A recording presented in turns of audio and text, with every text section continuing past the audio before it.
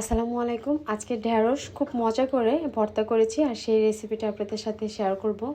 আর আজকের এই ঢেঁড়স ভর্তাটার ভিতরে কাঁচা পেঁয়াজ, শুকনো মরিচের একটা ঝাল ঝাল ভাব আর সরিষার তেলের একটা ঝাঁজ সব কিছু মিলিয়ে ঢেঁড়স ভর্তাটা এতটা মজা হয়েছে যা আসলে বলার মতো না। এখন বাজারে অ্যাভেলেবেল ঢেঁড়স পাওয়া যায়, আপনারা চাইলে কিন্তু একদিন এরকম করে ভর্তা করে খেয়ে দেখতে পারেন। আশা করছি আপনাদের কাছে ভালো লাগবে। তো এখানে আমি ঢেঁড়স নিয়ে নিয়েছি আর ঢেঁড়সের যে বোটাটা সেটাও ফেলে দিব, আর পিছন থেকেও ছোট্ট করে অংশটুকু আমি ফেলে দিচ্ছি।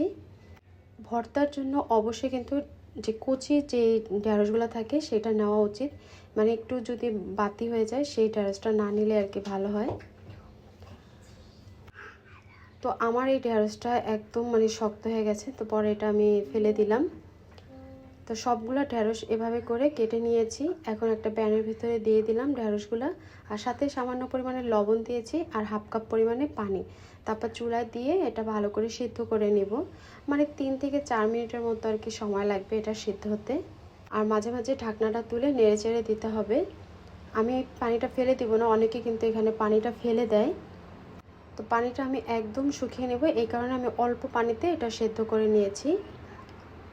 যদি আমার এই ভর্তার রেসিপিটা আপনাদের কাছে ভালো লাগে তাহলে রিকোয়েস্ট থাকলো আমার চ্যানেলটি সাবস্ক্রাইব করার। 5 মিনিট সময়ের ভিতরে এই ভর্তাটা আর কি তৈরি করা যায়।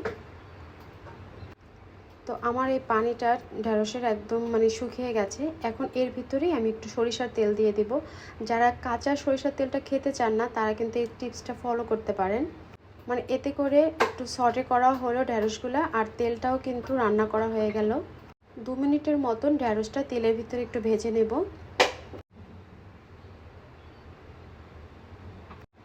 তো আমার ঢেঁড়সটা ভাজা হয়ে গেছে, এখন এটা আমি তুলে নিচ্ছি। আর এই সাইডে আমি কয়েকটা শুকনো মরিচ দিয়ে দেব, আর শুকনো মরিচটা টেলে নেব। আপনারা চাইলে এখানে কাঁচা মরিচ দিয়ে ভর্তাটা তৈরি করতে পারেন, তবে ভর্তা সবসময় শুকনো মরিচ দিয়ে করলে আর কি ভালো লাগে। এখন যে ঢেঁড়সটা আমি ভেজে রেখেছি সেই ঢেঁড়সগুলো আমি ছোট করে পিচ করে কেটে নিব। এরকম লম্বা অবস্থায় ভর্তাটা করি তাহলে একটু দড়ির মতো হয়ে যাবে, সেটা কিন্তু খেতে ভালো লাগবে না।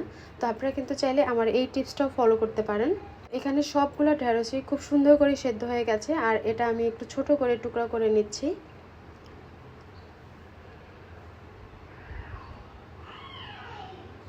আর একটা বাটির ভিতরে আমি কিছু পেঁয়াজ দিয়ে দিলাম আর দিয়ে দিচ্ছি একটুখানি লবণ।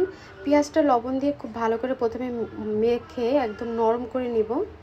তারপরে এর ভিতরে দিয়ে দিব যে ভেজে রাখা শুকনো মরিচটা যখন আর কি ভাঙছি তখন এর ভিতর থেকে সরিষার তেলটা বের হয়েছে।